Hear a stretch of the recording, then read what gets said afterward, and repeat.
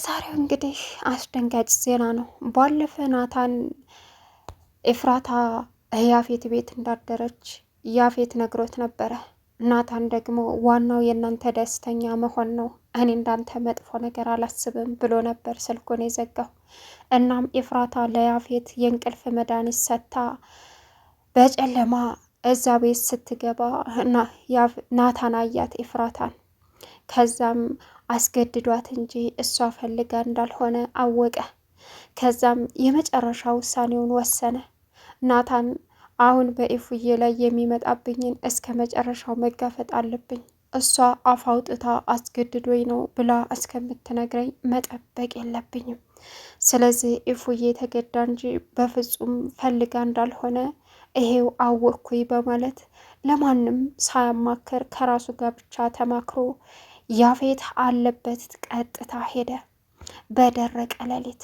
ከዛም ያፌትንና ቤቱን እንደተኛ ማቃጠል ነበር አላማው። ያፌትን ቤት ናታን እንዳይሆን አድርጎ አንጨበጨበው። ነገር ግን ያፌት ደግሞ በመስኮት ዘሎ በመውጣት ነፍሱን አመለጠ። አሁን የያፌትና የናታን ጦርነት በግልጽ ተጀምሯል።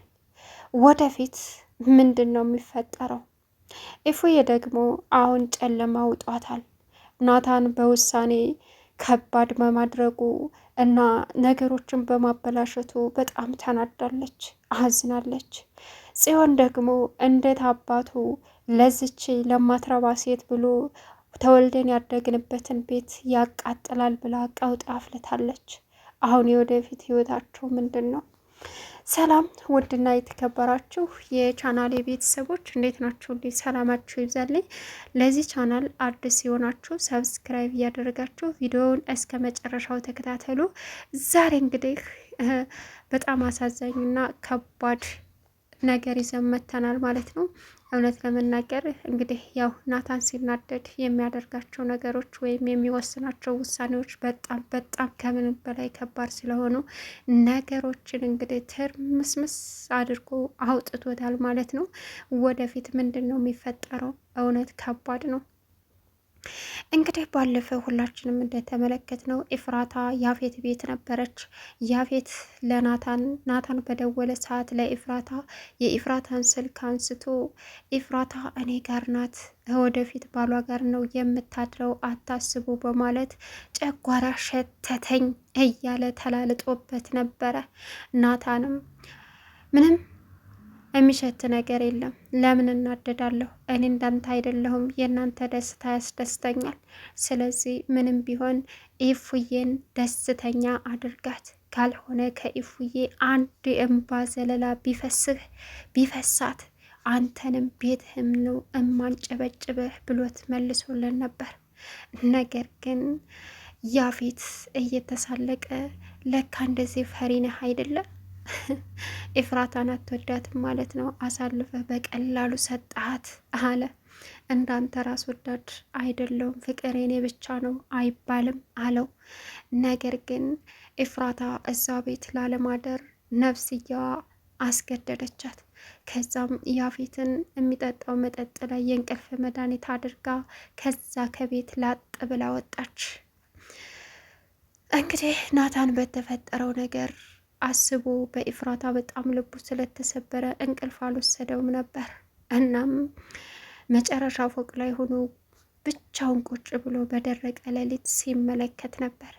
ኢፉዬ ደግሞ ብቻዋን እየሮጠች በሩን ከፍታ ስትገባ አያት። ከዛም ምን ሆና ነው ብሎ ከላይ እየሮጠ ሲወርድ ምን ሆነ ነው? አትንካኝ፣ ምንም አልሆንኩም ብላ ወደ ውስጥ ገባች።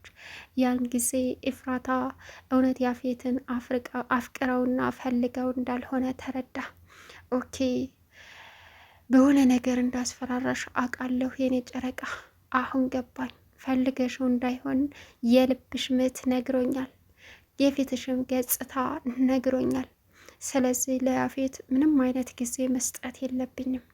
እሱን አጥፍቼ እስር ቤት መግባት ይሻለኛል እንጂ ኢፍራታን ሰርግ ደግሶ ከአጠገቤ ሲወስዳት ወይም ደግሞ ሰርጉ ላይ ማየት የለብኝም በማለት ለማንም ሳይናገር ማንንም ሳያማክር በራሱ ውሳኔ ለትንሽ ጊዜ ብቻውን ቁጭ ብሎ አሰበ። ከዛም ካሰበ በኋላ ኢፉዬም እከላሷ ገብታ ማልቀስ ጀመረች። አማራጭ የላትም። የናታንን ፊት ለፊት እያየች ምን ትሆን ምን ይብቃት፣ ሳትፈልግ የሚያስጨንቃትን በሱ የመጣባትን ሰው መጋፈት አልቻለችም። እሱ እንደሚላትና እሱ እንደሚያዛት እየሆነች ነው። አሁን ናታን ጨካኝና አረመኔ ሆኗል። ያንን ርህራሄ የሰው ደስታ የሚያስደስተውን ናታንን አጥፍቶ አሁን ቆራጥና በኤፍራታ የመጣን ሰው በሙሉ መጋፈጥ እንዳለበት ወስኖ ከትንሽ ጊዜ በኋላ ወደ ያፌት ቤት አመራ። ያፌትም እንግዲህ በእንቅልፍ መድኃኒት ኢፉዬ ስላስተኛችው ምንም ነገር አልሰማም። ያፌት በተኛበት ናታን ደግሞ እሱንም ቤቱንም ማጥፋት አለብኝ ብሎ ወሰነ። በደረቀ ሌሊት ብቻውን ሄዶ ለማንም ሳያማክር ያንን ተወልዶ ያደገበትን እንዲሁም ደግሞ ቤተሰቦቹ ጋር ጥሩንም መጥፎውንም ላይፍ ያሳለፈበትን ቤት እንዳይሆን አድርጎ አቃጠለው። አላማው ያፌትንም እዛው ውስጥ ማቃጠል ነበረ። ያፌት ግን ከጊዜ በኋላ ጭሱ ሲያፍነው ተንደፋድፎ ከቤት ወጥቶ በመስኮት ላይ ወደቀ። ከዛም እንደምንም ብለው ፖሊሶች መጥተው አዳኑት። እንግዲህ አሁን ጽዮን ደግሞ ለአንድ ለተራ ሴት ተጥላ ለተገኘ ሴት ብሎ እንዴት ተወልደን ያደግንበትን የቤተሰቦቻችንን ንብረት ያቃጥላል፣ አስመልሳለሁኝ እያልኩ እየታገልኩ ጭራሹንም ቤታችንን አቃጠለው በማለት እብድ ሆናለች። ኤፍራታን እገላለሁ እያለች እንግዲህ ሌት ተቀን እየተሯሯጠች ነው። የቤዛ ክፋት ደግሞ አሁን እየተባባሰላት መጥቷል። ሔዋን ግን በኢፉዬ ዙሪያ አለች። ኢፉዬ ለናታን ብላ ብዙ ነገሮችን እያለፈች እያለች ነገር ግን ናታን በከባድ ውሳኔ ነገሮችን ሁሉ አበለሻሸው። ናታን እንደሚታወቀው በምንም ቢሆን የሚደራደር ሰው አይደለም። አንዴ አይወስን፣ አንዴ አያምርር።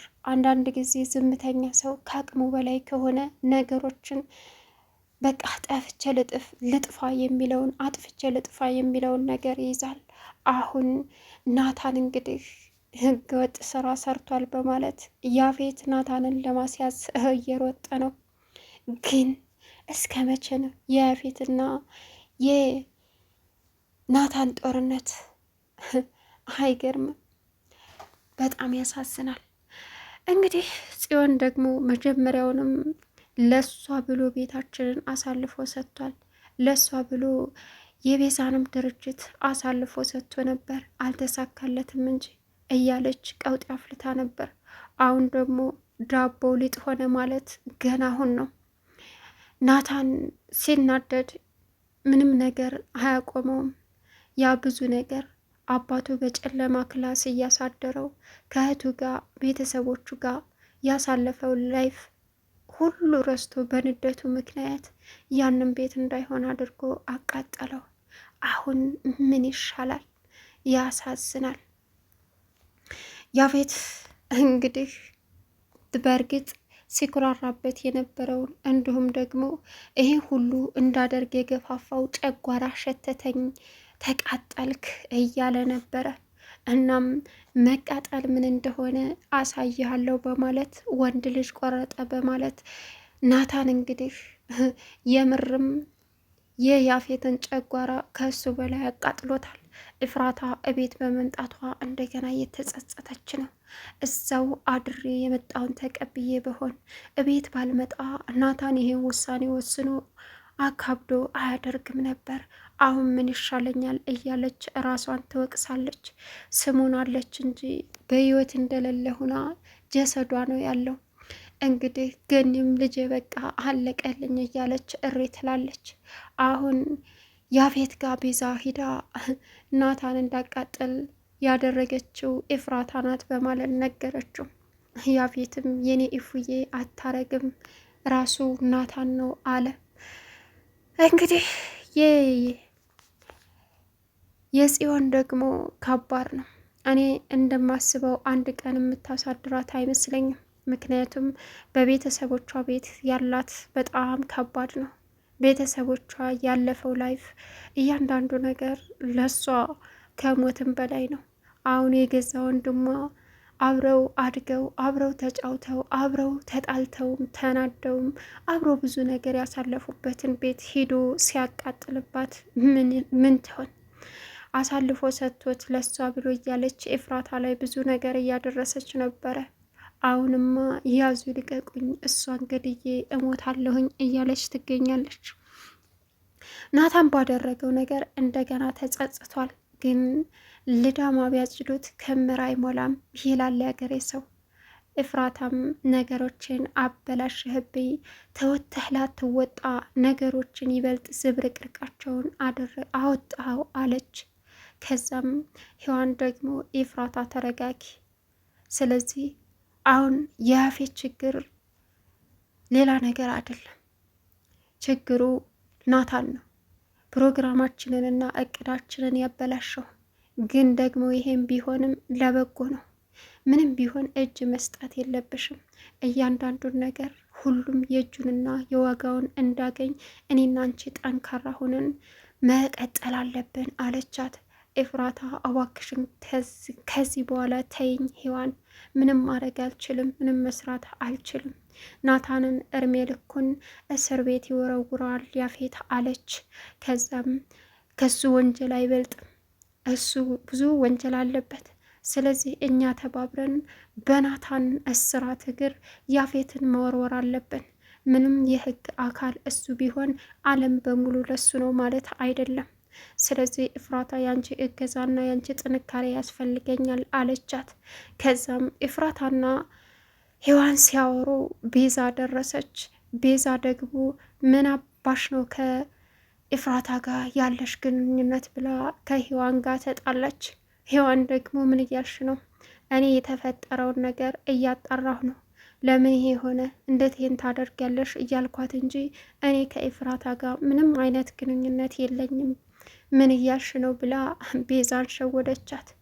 ቤዛ አሁን ሰርግና ምላሿ ሆኖላታል። የያፌት ቤት መቃጠሉ በአንድ በኩል ያፌት የበደላትን እንደማረሳም እያወራች ነበር። ግን ደግሞ አሁን ኤፍራታ ናታንን ትነጥቀኛለች ወይስ ናታን እስር ቤት ይገባል እያለች ቤዛ ትጨነቃለች። ሰብስክራይብ እያረግ